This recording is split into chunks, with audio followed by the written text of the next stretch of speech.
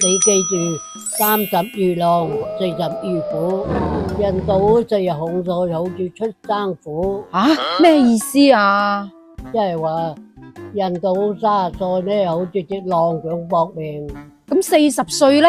印度40歲就好似老虎咁定噶啦。每個年齡階段都有佢嘅特點同埋責任。20歲之前係青春，咁30歲之後就要成家立業啦。呢度嘅立業唔係話你擁有幾多物質同埋財富，咁呢度嘅立指嘅係立身。30幾歲之後就應該有獨自承擔責任嘅能力，把握機會做個頂天立地嘅人。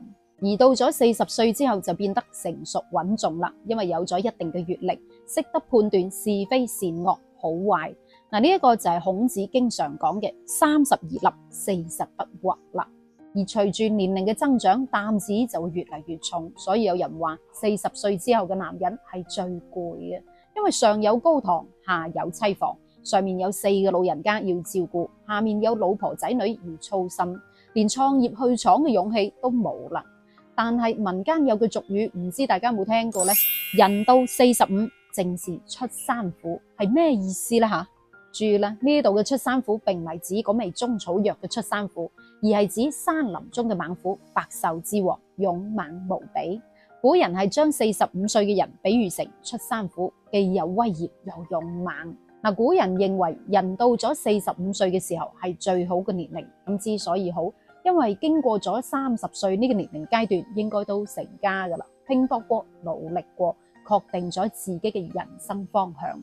但係對於社會嘅百態、人情冷暖、事物嘅規律，仲未有好深嘅認識，而40不惑就剛剛好彌補咗呢一個不足啦。歷經20幾年嘅積累同埋奮鬥，無論係能力、經驗、見識方面都去到一定嘅高度，尤其心智方面就更加穩重成熟，有時候可以睇透後生仔睇唔透嘅事，亦都有獨當一面嘅能力，無論喺事業上面定係處理生活嘅瑣碎事，做起身都游刃有餘，就好似一隻猛虎出山覓食咁，勢不可擋。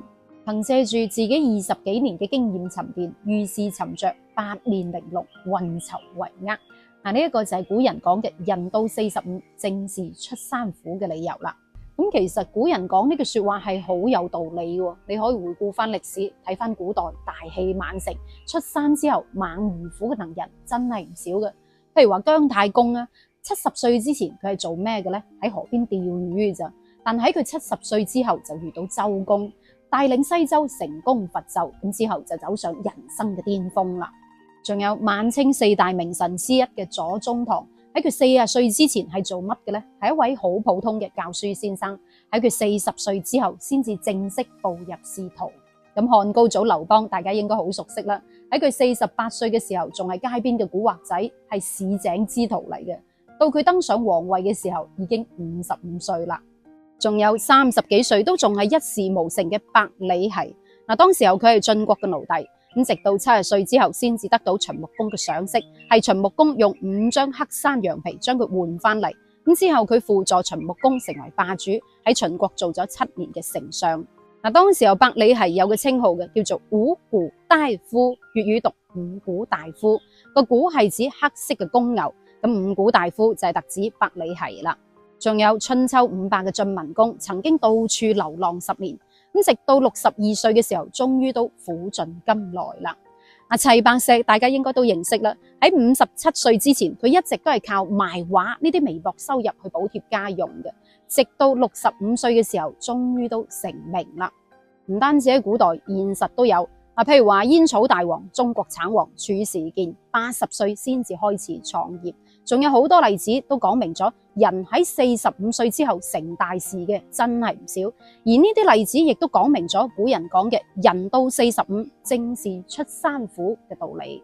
但係點解現實生活中好多人到咗45歲呢個年齡階段嘅時候，做嘢船頭驚橙船尾驚鬼，毫無出山虎嘅氣勢，反而好似一隻孱弱嘅老牛呢？